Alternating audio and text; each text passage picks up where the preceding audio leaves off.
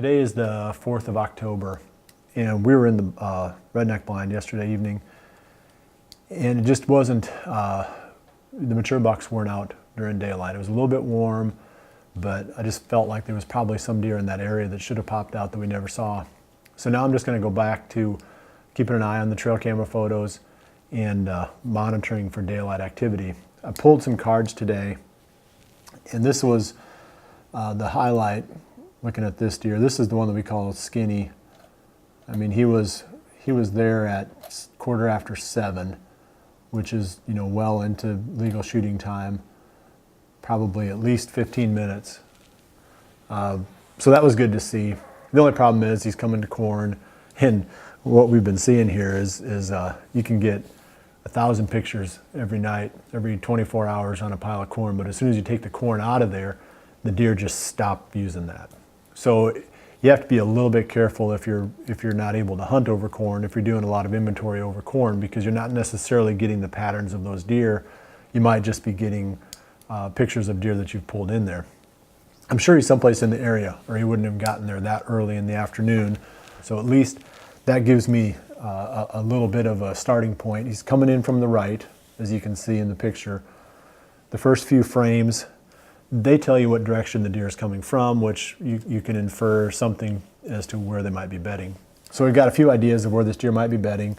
We'll backtrack him maybe a little bit here over the next few weeks and see if we can pin him down. But more than anything else, I'm going to stop running corn there pretty quick, and then, you know, somewhere back in the direction he's coming from, we'll consider some hunting. And that won't be for a while yet because, you know, we're just not seeing the consistency of daylight activity. He wouldn't be there if that corn pile wasn't there. I guess that's my point. And we're seeing that over and over because now we're putting cameras on the field scan mode, time-lapse mode with the muddy cameras, and where normally you might be getting, you know, tons of pictures at night, we're getting 20.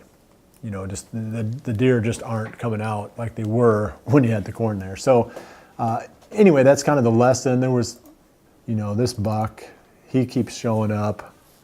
He spends a lot of time roaming back and forth in this little food plot. And you can see, again, there's deer all over back in there feeding. He would be a killable deer, and obviously we're not going in there.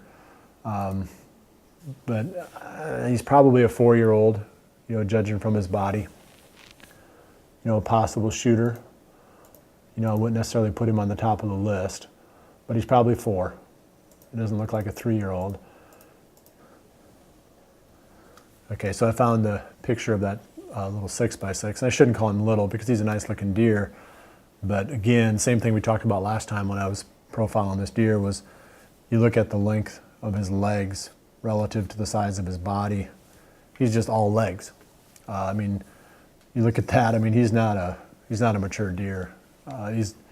If he lives, he's going to be a whale of a deer though. He's a 3-year-old.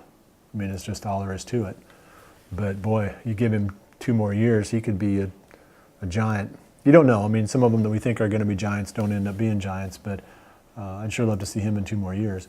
So he's been a regular on that camera, and then that 5x5 that's probably a 4-year-old. That's been it on this card pull.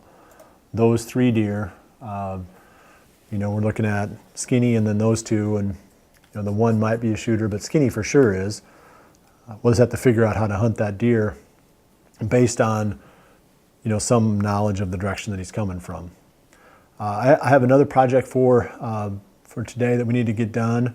I need to cut some entry and exit routes into one of my redneck blinds. So as soon as I get wrapped up here in the office, I'm going to go take care of that.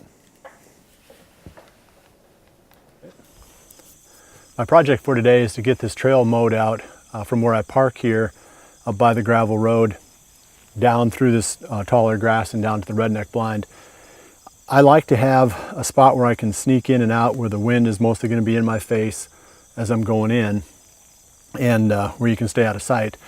And there's enough tall weeds back there that if I hunker down, I can pretty much sneak in there without being seen. And the wind that I hunt that blind on is coming from that direction towards here.